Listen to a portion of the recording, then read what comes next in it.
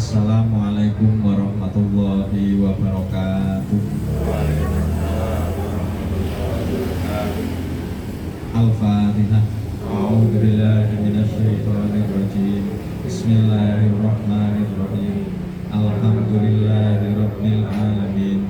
Arrahmanir rahim. Maliki yaumiddin. Iyyaka na'budu wa iyyaka nasta'in. Ihdinas siratal mustaqim. Siratal ladzina an'amta 'alaihim ghairil maghdubi 'alaihim waladdallin. Amin. Bismillah, alhamdulillahirabbil alamin wa afdhalus sholati wa atammu taslimi ala sayyidina Muhammadin wa ala alihi wa ashabihi ajmain. Amma ba'du.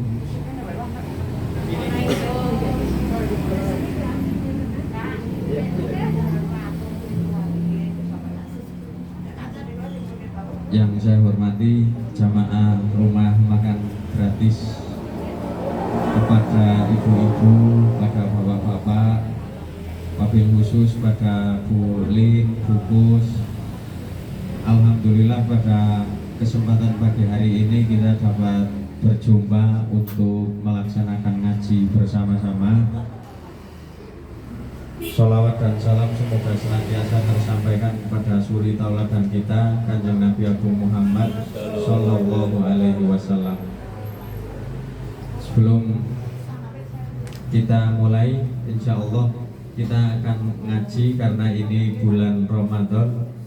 Temanya ataupun judulnya tidak jauh-jauh dari puasa. Kita akan ngaji bersama-sama tentang puasa, ampunan, dan pahala. Masih semangat ya Bapak Ibu? Nek saumuran jenengan sedaya nggih kadose boten perlu kula tanglet puasa boten niki. Karena mesti nggih 100% puasa. Sami wilujeng nggih Bapak Ibu. Alhamdulillah, kita akan ngaji tentang puasa, ampunan, dan pahala. Kita pelajari di Quran surat Al-Ahzab, surat yang ke-33, ayatnya ayat yang ke-35. Satu ayat tapi cukup panjang.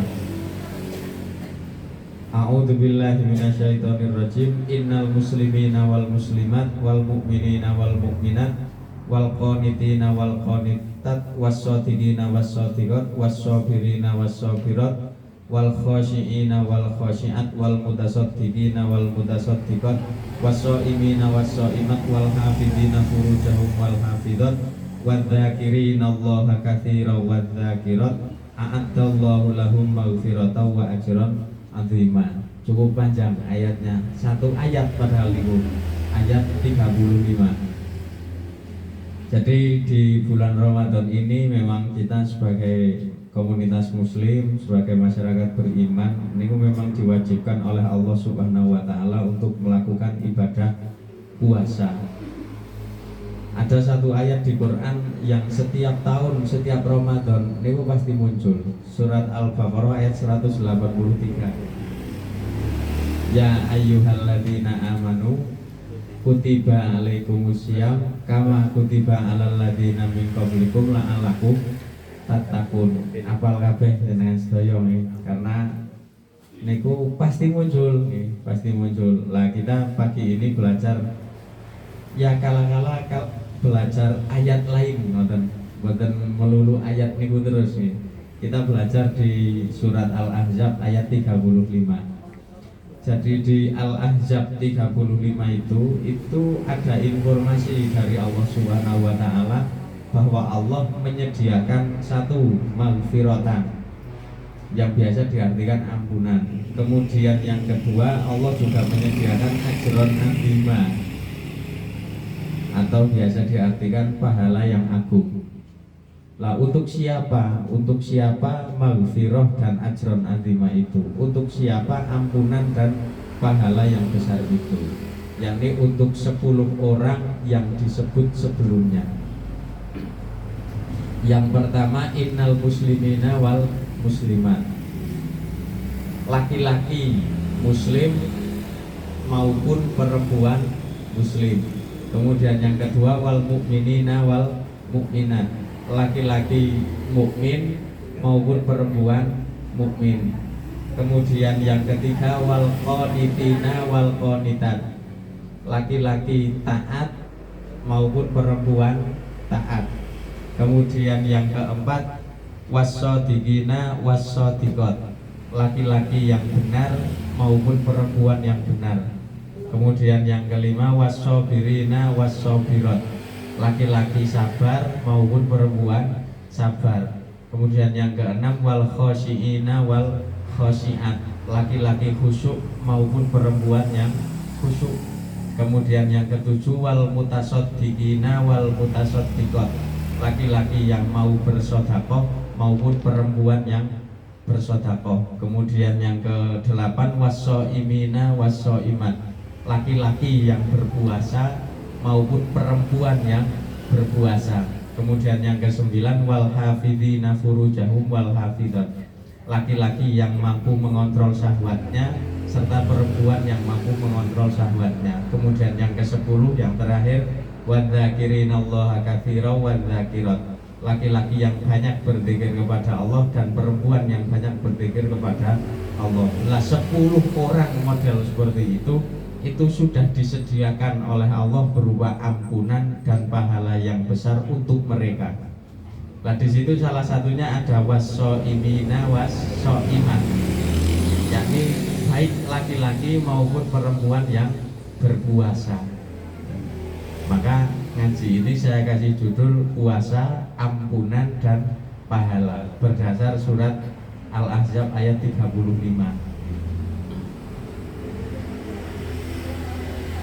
Ya, insya Allah dari ke-10 karakter yang saya sebut tadi, yang disebut di surat Al-Ahzab 35 ini, kita pelajari satu persatu dengan tujuan agar puasa yang kita jalani tahun ini dan syukur-syukur tahun yang akan datang ini senantiasa meningkat. Dengan kata lain, tidak noponge orang jor yang ono terus. Jadi paling tidak ada peningkatan. Seperti kalau kita perhatikan yang namanya anak sekolah, itu kan ada peningkatan dari kelas 1 menjadi kelas 2, dari kelas 2 menjadi kelas 3. Boten terus teng kelas 1 terus kan boten nggih. Jadi kita pun dalam beribadah sebisa mungkin ya ada peningkatan. Setelah kita pelajari Al-Ahzab 35, tujuan kita untuk meningkatkan puasa yang kita jalani. Ini ada 10 poin. Kita ngaji waktunya 1 jam. Insya Allah per poin kalau 1 jam 60 menit berarti per poin 6 menit, sekitar 6 menit. Monggo Bu, subhanallah rampung. Yang pertama yang perlu kita pahami, mengapa maghfirah atau ampunan Allah ini menjadi begitu penting. Bahkan dalam beberapa riwayat informasi, Nabi Muhammad pun setiap hari beliau niku beristighfar. Istighfar itu memohon ampunan Allah. Lah pertanyaannya, mengapa maghfirahnya Allah menjadi begitu penting? Mengapa pahala yang Allah sediakan menjadi begitu penting? Yang pertama, tentang maghfirah atau ampunan. Terus manusia hidup niku tidak pernah terlepas dari yang namanya dosa. Siapapun, siapapun. Bahkan kula nggih mesti wonten dosane. Ampun dikira terus wong tukang ngulang ora ndek dosa, maksudnya nggih mboten. Kalau ada dosanya. Lah maghfirah menjadi sangat penting karena dosa niku Bapak Ibu. Jadi dosa niku nek teng Quran niku sekali tempo disebut dengan dzanbun. Zamannya dzunub. Kita biasa berdoa Rabbi firli dzunubi. Kemudian sekali tempo dosa juga disebut dengan wizrun. seperti di ayat wala taziru waziratu wizra ukhra, seorang pendosa tidak memikul dosa pendosa lain. Jadi dhanbun itu secara bahasa artinya sesuatu yang mengikuti. Jadi dosa ini memang pada dasarnya senantiasa mengikuti manusia. Kalau manusia tidak mendapatkan ampunan dari Allah, ya maka dosa niku akan terus menerus gondeli manusia. Namanya bahasanya dengan kula ngintil terus yang namanya dosa. Lah maka kita perlu ampunan dari Allah agar dosa niku mandek terus nggak ngintil lagi. Kemudian yang kedua, dosa juga disebut dengan wizrun. Wizrun niku artinya sesuatu yang sangat berat. Jadi dosa niku menurut Quran niku merupakan sesuatu yang sangat berat. Sehingga orang yang penuh dosa niku mesti hidupnya berat. Karena penuh wizrun niku. Nek jenengan orang ngandel jejal mawon. Jenengan nglakoni dosa terus mungkin mesti uripe niku mesti abot. Karena apa? Dosa niku memang sangat berat.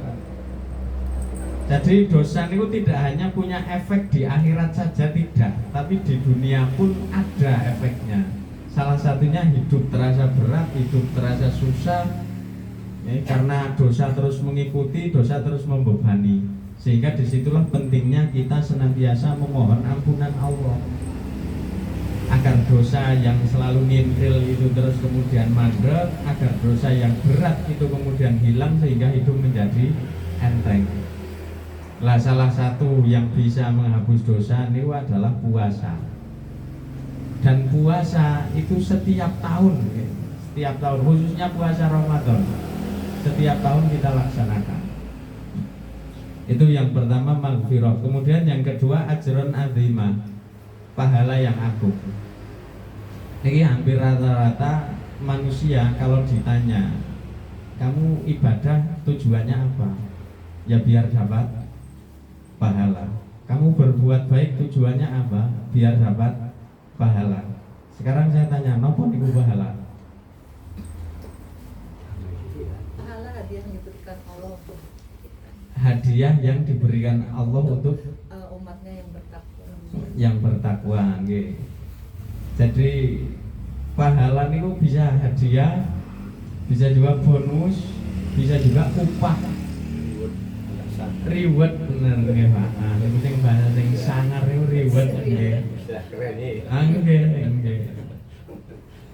Nah, yang kutha Pak, kula kan wong desa nek kula. Ngerti ini gejaran reward ya, atau balasan atau bonus atau hadiah. Di dalam bahasa Arab niku wonten istilahnya sayyaratu ujroh. Ujroh niku kali ajrun niku sama lafalnya. Napa penyusunnya, huruf penyusunnya sama. Lah sayyaratu ujroh niku artinya taksi. Sayyarah niku mobil, ujroh niku bayaran.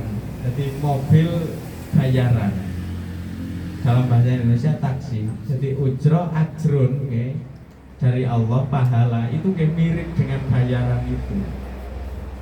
Dengan kata lain, seolah-olah kalau kita melaksanakan perintah Allah, kita menjauhi larangan Allah, terus kita mendapat pahala, itu ibarat seorang pekerja, kita mendapat gaji dari juragan. Sekarang siapa sing boten pengen ngoten kan? Oke, nyambut gawe saya ternyata ora oleh papa kan tetap sogeh akhirnya. Lah itu diantara kasih sayangnya Allah. Ketika kita sudah melaksanakan perintahnya, kita menjauhi larangannya, niku Allah memberi kita gaji berupa ganjaran, berupa pahala, berupa ajrun ini, berupa hadiah, berupa bonus, berupa reward. Lah salah satunya yang bisa mendatangkan pahala itu adalah puasa. Seperti tadi. Jadi itu dua hal. Yang pertama maghfirah atau ampunan Allah. Kemudian yang kedua pahala yang agung atau gaji yang besar. Kan ini tetap berdijit-dijit nih nek gaji dari Allah, tidak terbatas, tidak terbatas. Oke, itu dua bonus, dua hal, dua sesuatu yang kita dapatkan kalau kita mengamalkan 10 ya, 10 tips ayat sebelumnya ya, atau penggalan ayat sebelumnya. Lah kita pelajari 10 hal itu satu persatu. Yang pertama, innal muslimina wal muslimat. Muslimin dan muslimat. Muslimin artinya laki-laki muslim, muslimat artinya perempuan muslimat. Napa muslim Bapak Ibu? Orang yang benar-benar memeluk Islam. Benar-benar memeluk Islam. Kalau cuma akte Islamnya atau cuma kakak atau cuma KTP, muslim nomor sanes niku. Wajar nopo niku nek sanes muslim. Nggih.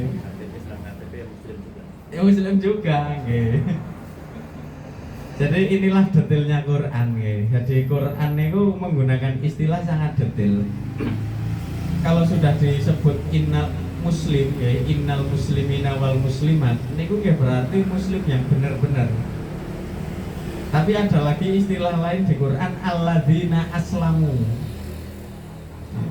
Orang-orang yang berislam. Lah itulah mencakup orang Islam sing Islame cuma KTP, Islame mancen temenanan dan lebih macam-macam. Lah itu di Quran ada dua istilah. Tapi kalau ketika disebut sudah menggunakan muslim, maka itu memang yang sejati. Lah arti Islam, napa Bapak Ibu arti Islam? Selamat. Yang lain. Wonten bagat. Jenengan muslim sedaya nggih? Mun selamat. Insyaallah. Insyaallah nggih, ngenjang selamat malih nggih. Dugi kapan nang sale selamat? Akhirat. Islam itu artinya banyak, satu keselamatan, itu dari salam. Kemudian yang kedua kedamaian. Itu nek teng ayate udkhulu fisilmi, masuklah dalam kedamaian. Kemudian arti yang lebih penting Islam itu artinya pasrah, menyerahkan diri. Menyerahkan diri pada siapa? Kali sinten? Sampun jenengan memasrahkan diri pada Allah. Estu. Wonten gambarane Bapak Ibu. Ngapunten, jenengan tidak mriki wonten sik ngangkot atau ngebis wonten? Wonten. Niku kan angkot atau bis itu kan angkot mon lah misalnya. Angkot niku kan ada sopirnya. Jenengan pernah ndak curiga kali sopir niku? Ya jajang kok nggak disasarna nggih. Pernah ndak? Boten. Berarti jenengan saat itu sedang pasrah terhadap sopir niku. Lah logikanya dengan makhluk, dengan manusia saja kita bisa kok memasrahkan urusan kita, masa dengan Allah tidak bisa. Lah kita memasrahkan diri kepada Allah, gambarannya seperti itu. Ketika Allah mau membimbing kita kemana, ya kita ikuti. Kata jenengan numpak angkot niku wau. Kan ngendikane jenengan ora tau curiga. Begitu melebet kan wis langsung mantep pasrah pada sopir monggolak, Pak sopir. Jenengan tidak pernah curiga, wah iki wae aja cuma di sasarna terang ngendi kan tidak pernah. Lapun demikian dengan Allah pun kita nggak jangan seperti itu. Jadi kita memang pasrah, kita serahkan urusan kita kepada Allah. Ya maksudnya saat Allah membimbing kita, Allah memberi arahan, ya kita ikuti. Nah, nuwun sewu nggih, nuwun sewu sedikit cerita. Nek di pewayangan niwan ada Krishna. Krishna niwan punya kendaraan Garuda. Nah, Krishna dengan Garuda ini kan secara tingkat spiritual kan tinggi Krishna. Tapi Krishna pun tetap ketika sudah naik Garuda ya sudah terserah Garuda mau kemana. Jadi itulah pasrahan itu seperti itu. Lah kadang kita memang di mulut ini ya Allah saya pasrah kepada Engkau. Tapi begitu ditindakan ya, begitu sedikit diuji dengan kesulitan wis langsung kegelap teman pangeran. atau yang lain sebagainya gitu. Sehingga kepasrahan itu memang harus paten, karena sudah disebut innal muslimina wal muslimat. Dan kepasrahan Islam itu bukan kepasrahan yang pasif. Boten terus kepasrahan niku sing wis monggo Gusti, terserah jenengan. Terus kita ndak ngapa-ngapain. Niku ndak nggih. Bukan pasrah yang seperti itu, tapi pasrah yang aktif. Allah mengarahkan apa, kita ikuti. Nah, di antaranya di bulan Ramadan Allah mengarahkan kita agar kita berpuasa. Berarti kalau Ramadan kita mau berpuasa, ya insya Allah kita sedang memasrahkan diri kepada Allah. Dan pasrah atau tunduk atau menyerahkan diri sepenuhnya pada kehendak Allah, niku modal pertama kita beragama. Kalau kita sudah bisa menyerahkan diri kita sepenuhnya kepada Allah, nanti perjalanan selanjutnya niku akan enak. Seperti jenengan memasrahkan diri jenengan ke sopir angkot niku. Begitu masuk pun saya pasrah pada Pak sopir, perjalanan pasti lancar. Tapi nek jenengan jor Gojek, iki gak mendi Pak sopir genahe, ngoten. Nek udah sopire medun mawon Bu, kan ngoten.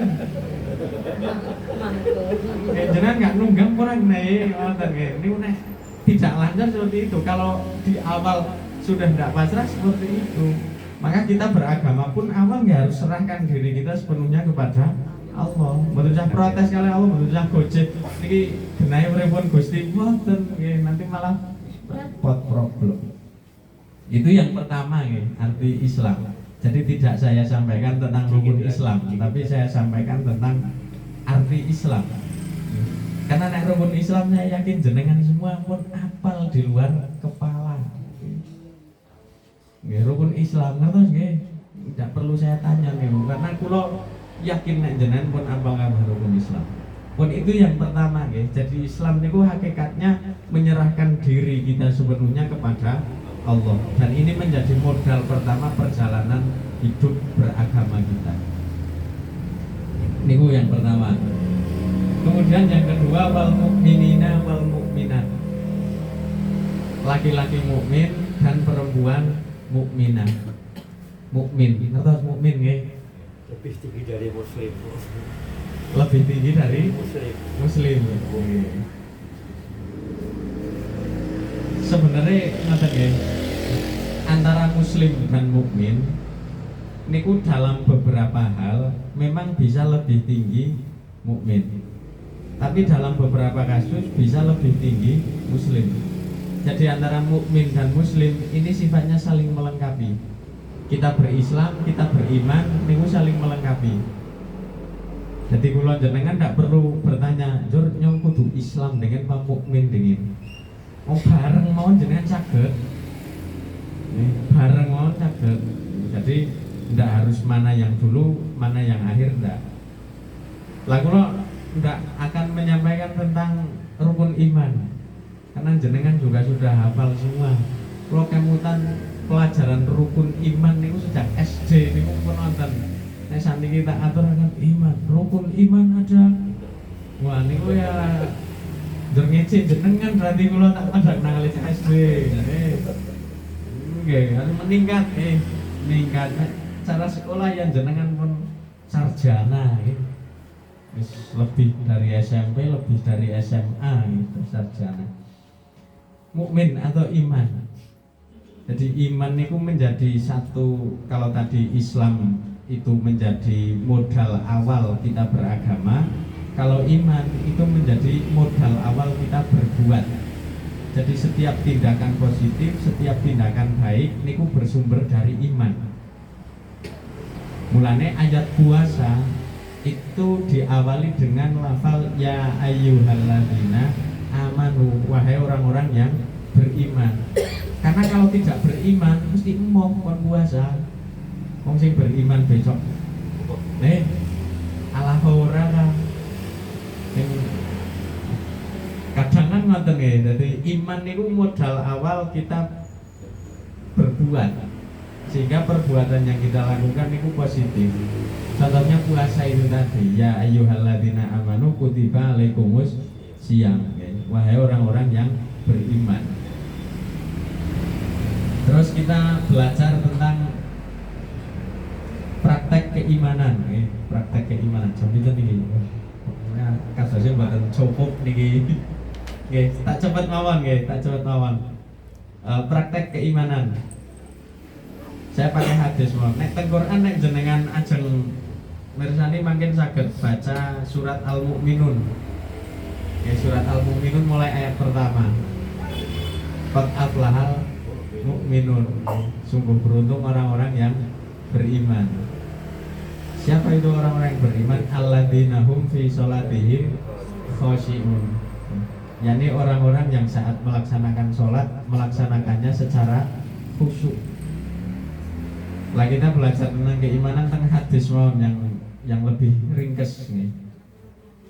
Jenengan nanti bisa baca di Al-Mu'minun, bisa juga di Al-Anfal, awal Al-Anfal itu ada informasi tentang iman. Hadis mungkin jenengan juga sudah sering mendengar hadis ini. Man kana yu'minu billahi wal yaumil akhir. Saya potong ya, fal yakul khairan aw liyasmut. Barang siapa yang beriman kepada Allah maupun kepada hari akhir, maka sebaiknya katakanlah perkataan yang baik, atau kalau tidak bisa berkata yang baik, diam. Ini bukti keimanan. Jadi keimanan kita bisa kita cek dari ucapan kita. Keimanan kita bisa kita cek dari apa yang keluar dari mulut kita. Kalau yang keluar dari mulut kita baik, ya insya Allah berarti iman kita juga baik. Tapi kalau yang keluar dari mulut kita jelek, ya, maka keimanan kita juga sedang gonjang-ganjing. Nah inilah betapa Nabi sangat detail mengurusi setiap aspek kehidupan. Sampai-sampai ucapan saja itu dikaitkan dengan keimanan seseorang. Fal yakul khairan au liyasmut. Nah, kita berpuasa, kita mengaku beriman, maka ketika kita akan mengeluarkan kata-kata dari mulut kita, ya sebisa mungkin juga kita cek terlebih dahulu. Kira-kira yang mau saya omongkan ini baik atau enggak. Makanya tentang beberapa hadis ini Nabi kan menganjurkan kepada orang yang sedang berpuasa, jika kalian sedang berpuasa, fala yarfuth wala yaskhab, maka jangan berkata kasar dan jangan bertindak bodoh. Dan itu arahan dari Nabi. Pun itu tentang iman ya, iman dan ucapan. Sebenarnya nuwun sewu muslim pun ya, tadi yang pertama itu juga di antara yang dihitung oleh Nabi Muhammad sebagai tanda keislaman seseorang itu juga lisannya. Al-muslimu man salimal muslim min lisanihi wa yadihi, bahwa yang dinamakan seorang muslim adalah seseorang yang mampu melindungi orang lain. Melindungi orang lain sehingga lesannya tidak menyakiti orang lain, tangannya juga tidak menyakiti orang lain. Ini muslim sejati. Nek mukmin sejati ya, yang keluar dari mulutnya adalah perkataan yang baik. Sing nawa sederhana mawon nggih, ngaji kali kula yang sederhana. Dari apa yang kita miliki. Ngomong niku kan kita ndak modal nggih. Mboten modal, mboten kudu tuku teng Rita napa teng pundi kan mboten. Won, kulon won, nggih, tumbas omong kan mboten wonten bakule. Lah lesan ini kan kita tidak modal, jadi kita pengen jadi muslim sejati, mukmin sejati, ya kita tinggal kontrol lisan kita saja.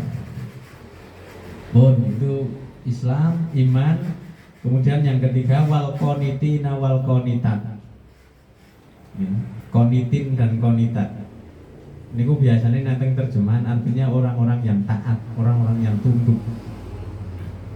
Ini kalau lebih setuju kalau qonitin qonitat ini diartikan sebagai orang-orang yang serius menjalani kehidupan. Karena nopo? Karena diantara ciri orang yang qonitin dan qonitat itu kegiatannya tidak hanya terbatas di siang hari, Tapi malam hari pun orang yang qonitin dan qonitat ini paling tidak menghidupkan sedikit waktu malam. Patokan menghidupkan waktu malam niku nek teng hadis sahabat Abdullah bin Abbas niku simpel Bapak Ibu. Jenengan sholat ba'diyah isya 2 rakaat, witir 3 rakaat niku sudah termasuk menghidupkan malam. Napa malih di bulan puasa niki kan kesempatan sangat banyak. Mboten namung ba'diyah isya dan witir kan, jenengan ada sholat tarawih terus makin sahur. Nek sing biasane jam 3 ora tangi karena sahur yo kudu tangi. Biasane ora tahajud, akhirnya yo tahajud. Jadi bulan Ramadan ini memang sarana bagi kita untuk latihan. Nah, di antaranya di sini menjadi qonitin dan qonitat, orang-orang yang serius menjalani hidup. Jadi kegiatannya tidak terbatas pada siang, tapi malam hari juga dihidupkan. Tapi ya ampun terus 24 jam full dengan berkegiatan. Ajur mungkin apa karena Allah juga menyediakan yang namanya tidur untuk istirahat.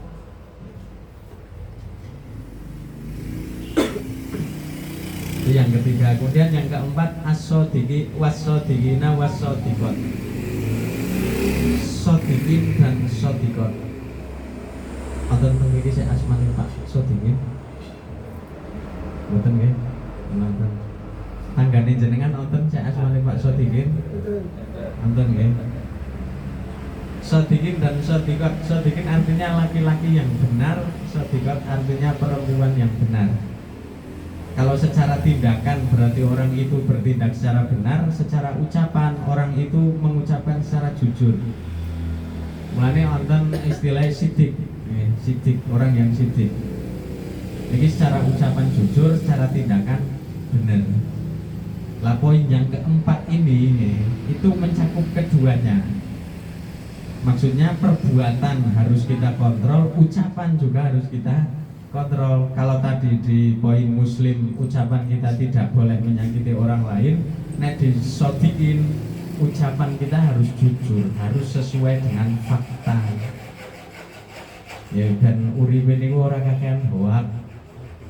Wonten media niku wis kakean hoak. Nek kula jenengan njur omong karo tanggane ya hoak tok, oleh niku eman-eman estu. Njur nginjang ternyata diprank kali malaikat, ngoten kan repot nih mangke. Biyen kono tukang hoak sing tak prank ngoten kan repot mangke. Jadi sebagai sodiqin mengarahkan kita menjadi sodiqin dan sodiqot, kita harus mampu mengatur mengatur apa yang kita ucapkan sehingga yang keluar dari mulut kita adalah sesuatu yang sesuai dengan fakta sehingga tidak bohong. Kemudian perbuatan kita juga perbuatan yang benar. Dengan bisa baca di Al-Baqarah ayat 177 makin tentang orang-orang yang benar, orang-orang yang jujur. Lanatan hadis inna sidqa yahdi ilal bir wal birra yahdi ilal jannah wa inna rajul la yasduqu hatta yuktaba indallahi siddiqan. Jadi berbuat jujur, berperilaku benar niku mengarahkan seseorang kepada kebaikan. Jadi janjane benar, jujur membuat seseorang menjadi mujur. Niku asline bener. Tapi karena kula jenengan kadang wis sugih dadi wong jujur, akhirnya ngendikane jujur merei ajur, ngoten nggih.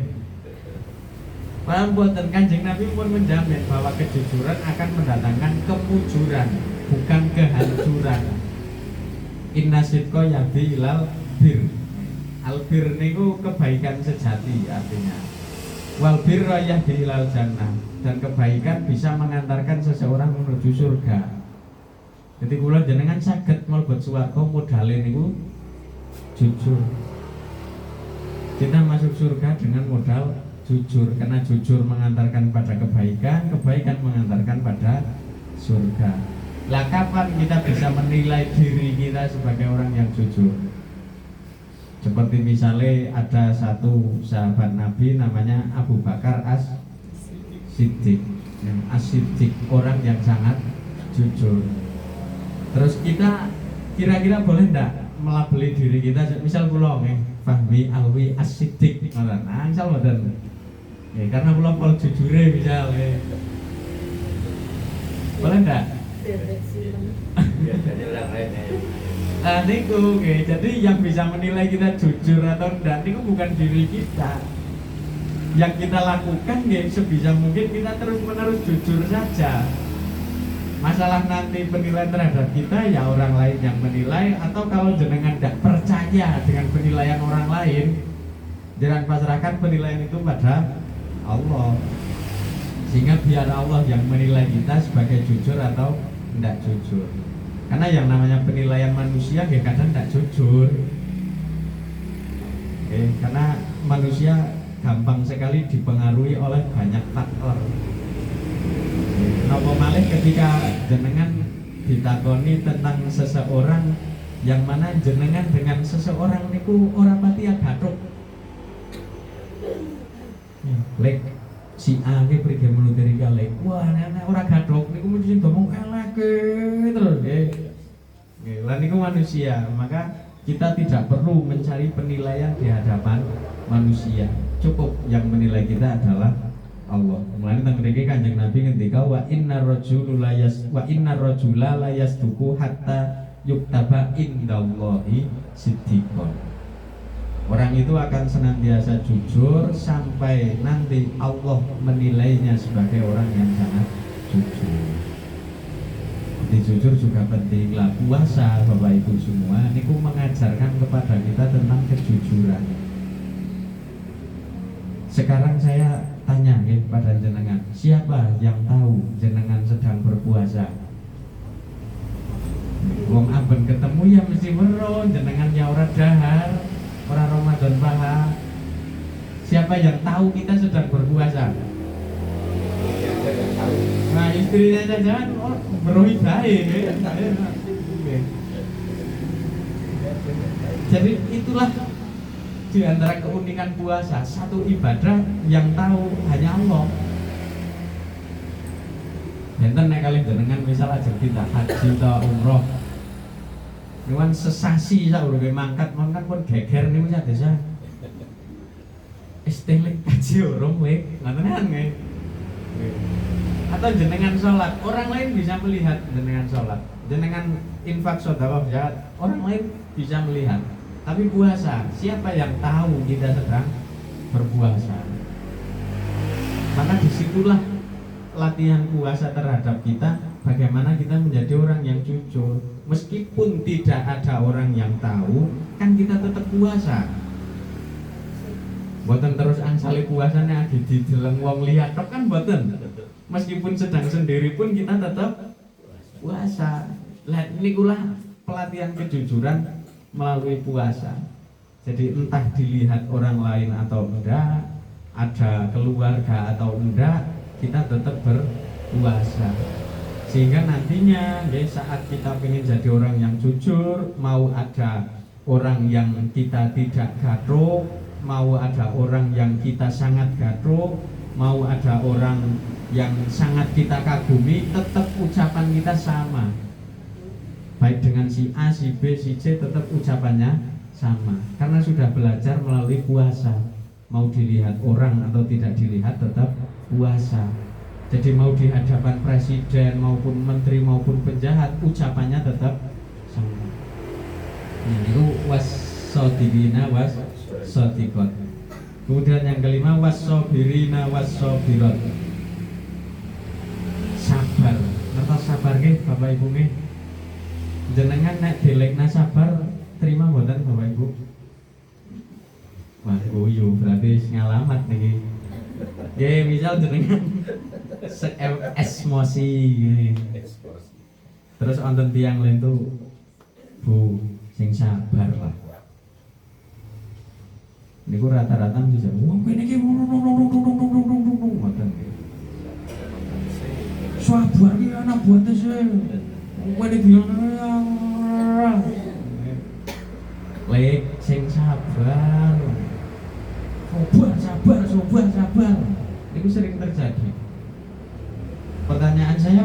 demikian. Sementara sabar niku nek teng Quran merupakan satu sikap yang sangat terpuji. Jangan kita ketika disuruh sabar kok malah ndak sabar, ngoten. Jawabannya karena kita niku salah memahami sabar. Pemahaman kita terhadap sabar bahwa sabar itu pasif. Sabar niku anteng, sabar niku dekem mojok depipis nang pojokan. Jadi orang menarik, sehingga ketika kita disuruh sabar ya kita nggak mau, karena pemahaman kita terhadap sabar salah. Padahal Bapak Ibu yang dimaksud dengan sabar, mulane kula luwih seneng memaknai sabar itu sebagai satu kekuatan. Jadi kula nek maknani sabar mboten sabar tapi teguh. Saya artikan sebagai teguh. Kados kata-kata sing tembelang nika nggih bersatu kita teguh, bercerai kita bojo maning ya. Guyonan zaman kuna niku ya Allah. Ngoten nggih. Nah, sabar niku teguh, kuat. Sehingga saat kita disuruh sabar niku sebenarnya nggih lek sing sabar, lek sing kuat, sing tangguh, sing kukuh. Ngoten. Aslinya seperti itu. Ning karena kula jenengan memahami sabar keliru, akhirnya ya malah dipaido kan sing ngomong. Nggih. Jadi niku nggih, dieling-eling sabar itu artinya teguh. Atau kalau bahasa yang lebih jos lagi tahan banting. Utawa nek bahasane tengen daerah kula niku kontreng. Ngertos nggih? Nggih, kontreng. Kan niku kan banting mah ora apa-apa nggih nek kontreng. Lah sabar niku kontreng. Jadi nek teng bahasa Arab niku ada batu sabar. Watu niku, wonten watu jenenge watu sabar. Lah watu sabar niku tidak di semua tempat ada watu sabar niku. Lah batu sabar niku cuma ada di air terjun, teng grujugan. Yuk pas teng grujugan ini kok nggih, wonten grujugan terus teng tengah-tengah grujugan wonten watu. Lah setiap saat batu niku ditimpa air, batu niku tetap di situ, tidak jatuh. Niku jenenge watu sabar. Lah hati manusia diharapkan seperti itu, ditimpa cobaan, ditimpa kesulitan, ditimpa nopo, sebisa mungkin dia tidak goyah. Sebagaimana batu niku nggih, batu sabar. Ini yang kelima nggih. Nah, puasa niku juga mengajarkan kita tentang kesabaran. Minimal yang biasanya pagi hari kula jenengan sarapan, terus karena bulan Ramadan sarapan kita diundur, sehingga melalui puasa kita juga bisa mengontrol keinginan kita, sehingga kula jenengan nek mau nek apa-apa kudu karena sudah terbiasa akhirnya nanti bisa legowo. Oh burung siki ya ngesuk, burung ngesuk ya lete ngesuk ya burung ya berdoa pangeran, ngono kan penak nggih. Barang nganti tekane ora ana burung ya sapa ngerti nangon anak. Nggih. Barang naon anak burung sapa ngerti tengen putu. Barang putu burung sapa ngerti tengen. Terus ngoten nuwun kan kepenak mangke. Nggih. Niki batune entek berarti kan leren niki nggih. Masih lama. Ya sedikit malih nggih. Niku tentang sabar nggih. Jadi sabar niku sebenarnya memiliki arti yang sangat positif. Sabar merupakan kekuatan, sabar merupakan keteguhan. Kontreng niku wau kuat. Itu yang kelima. Kemudian yang keenam, wal khosyiina wal khosyiat. Khusyuk. Napa khusyuk Bapak Ibu? Napa? Jenengan kan sering mendambakan kan semoga saya bisa sholat secara khusyuk. Napa khusyuk? Penuh konsentrasi. Letune wonten malih mboten. Fokus. Ada lagi? Napa Bu? Boten tak salahkan, boten aman ngaji kali kula. Kuat dalam mengingat Allah dulu. Kuat dalam mengingat Allah. Jadi teng surat Al-Baqarah niku wonten siapa yang disebut dengan orang yang khusyuk. Wasta'inu bis-sabri was-shalah wa innaha lakabiratun illa 'alal khashiyin. Jadi sholat niku memang berat kecuali bagi orang yang khusyuk. Lah siapa orang yang khusyuk? Alladzina yadhunnuna annahum mulaqu rabbihim wa annahum ilaihi raji'un. Jadi nek khusyuk teng Quran niku gampil Bapak Ibu. Wis kok kula jenengan yakin bahwa kula jenengan ketika sholat sedang sowan pada Allah, sedang menghadap Allah, niku pun termasuk khusyuk. Najan makin lebari dur kelingan walak listrik huruf bayar, ledeng mobil mutamati bae. Jadi yang penting di awal niku jenengan pun sadar, punya keyakinan, punya kesadaran bahwa kula jenengan sedang menghadap Allah.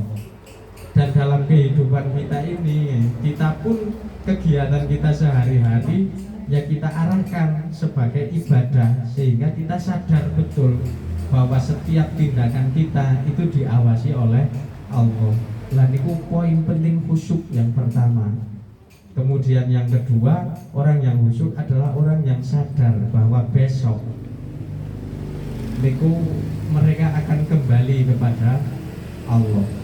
Seperti di lafal istirja, innalillahi wa inna ilaihi raji'un. Jadi besok kita akan kembali ke Allah. Lah saat sholat dieling-eling niku, satu, kita sedang menghadap Allah. Dua, besok kita akan kembali kepada Allah. Insya Allah nanti jenengan bisa konsentrasi tinggi, jenengan bisa fokus. Dan khusyuk yang lebih simpel lagi itu artinya menikmati. Jenengan saged memperhatikan putra wayahe jenengan niku kapan empun nyekel HP niku pol khusyuke Pak nggih celuk-celuk nana paha nuwun sewu niku mbero kupinge niku fungsi napa mboten tapi tetep khusyuk tetep nggih. Karena nopo menikmati. Nggih. Lah kita nek jangan menikmati sholat, ya insya Allah bisa seperti itu. Ini kan kadang kula jenengan belum bisa untuk menikmati sholat. Tapi nek menikmati hal yang lain saja bisa. Masa untuk sholat tidak bisa menikmati. Ya, jadi khusyuk lebih simpel nih nggih menikmati itu. Mulane jenengan mungkin pernah baca di Sirah Nabawiyah kisah tentang perjalanan hidup Nabi. Para sahabat niku ketika di dalam peperangan mereka tetap sholat, dan para sahabat meskipun dipanah mereka tetap sholat karena nopo sudah menikmati.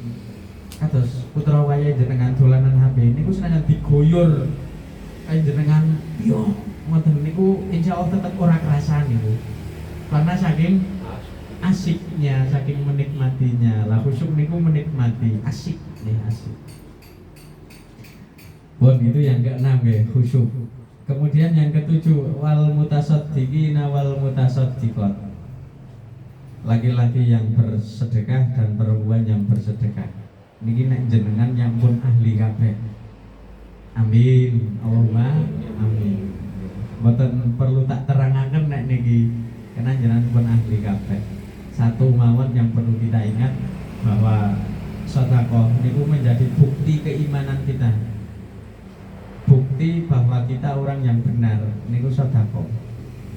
Dan jenengan sudah mempraktekkan itu semua. Oh, itu yang ketujuh sedekah. Kemudian yang ke-8 puasa. Ini juga tidak perlu saya sampaikan panjang lebar. Kemudian yang ke-9 wal hafidhina furujahum wal hafidhat. Laki-laki yang niki nek secara bahasa niku artine ngoten nuwun sewu nggih. Laki-laki yang menjaga kemaluannya dan perempuan yang menjaga kemaluannya. Maksudnya niku mampu mengendalikan nafsu. Mboten njur barang niku dikrangkeng niku mboten. tapi mampu mengendalikan nafsu. Lah puasa mengajarkan kita untuk mengontrol nafsu.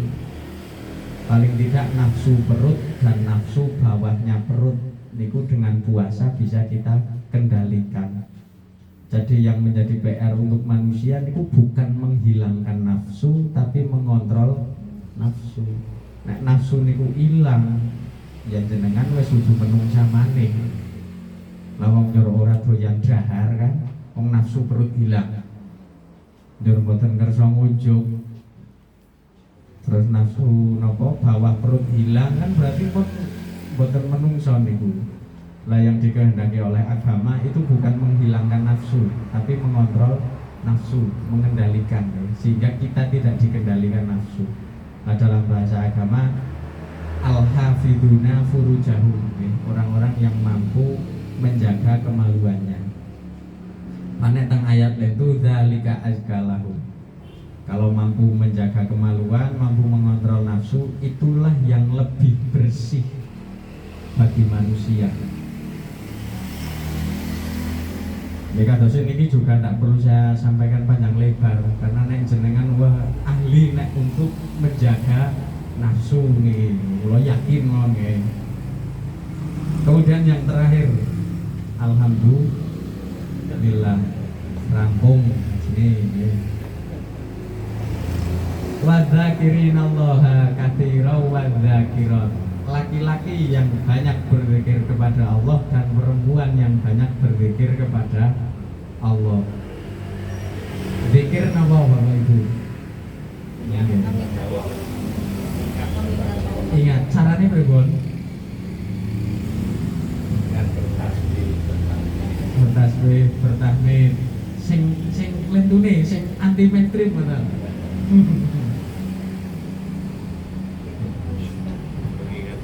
Mengingat Allah.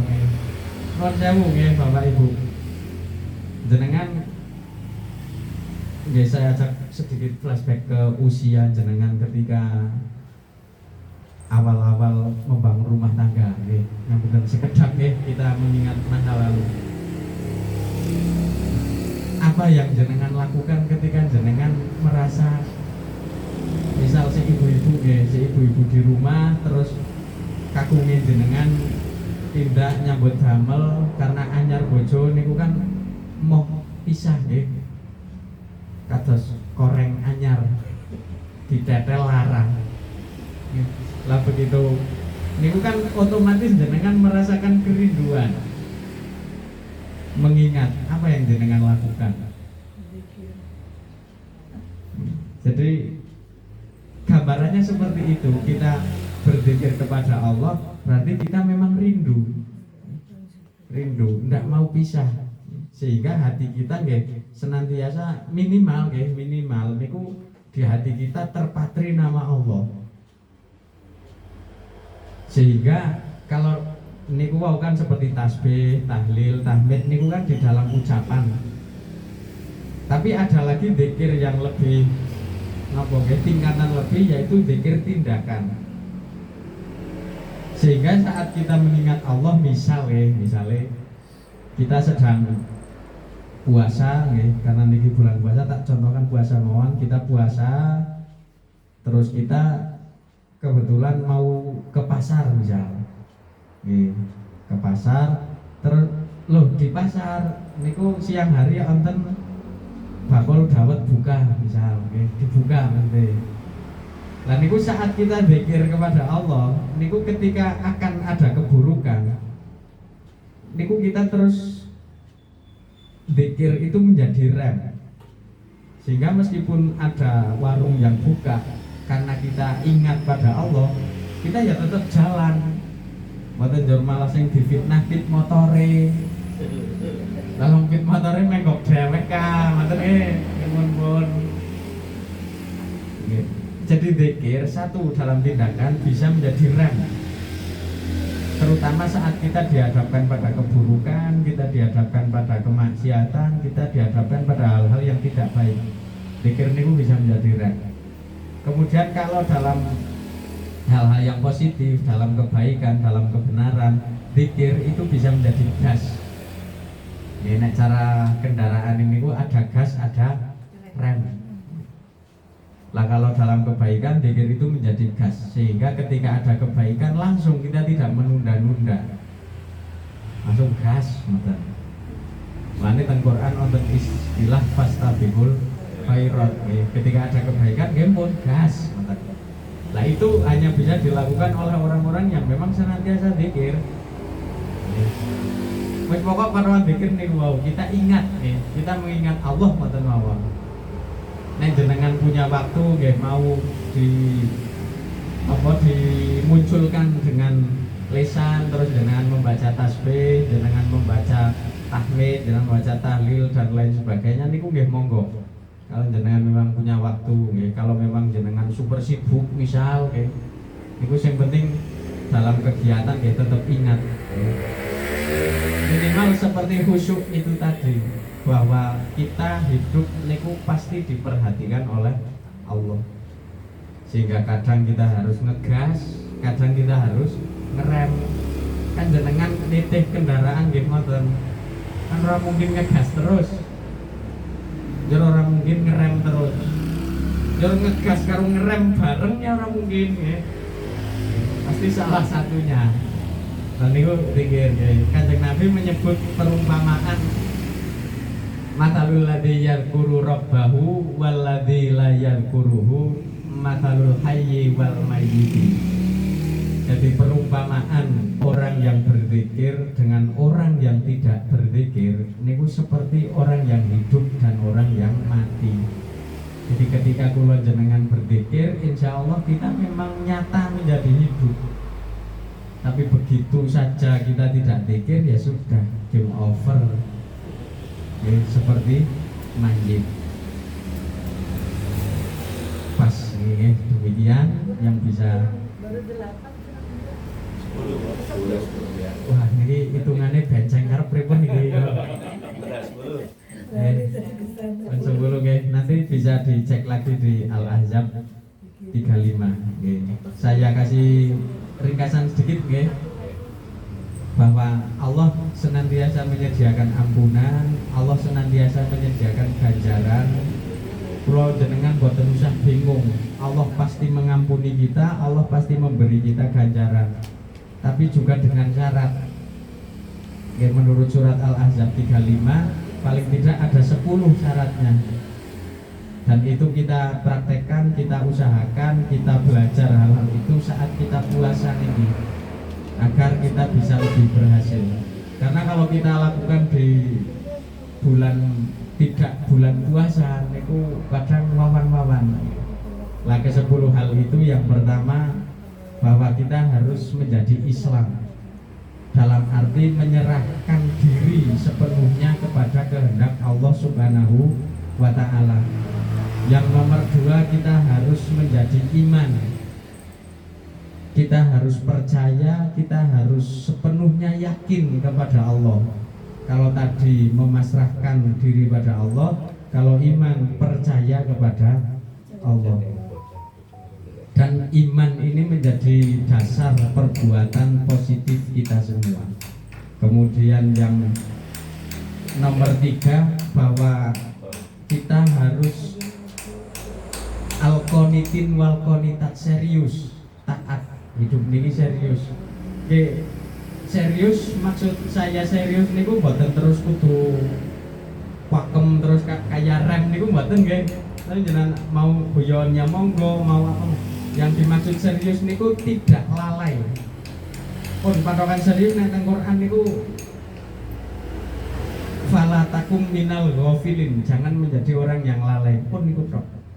Jadi jenengan mau guyon ya silahkan, mau guyu ya silahkan, itu masih bisa disebut serius dengan syarat tidak lalai.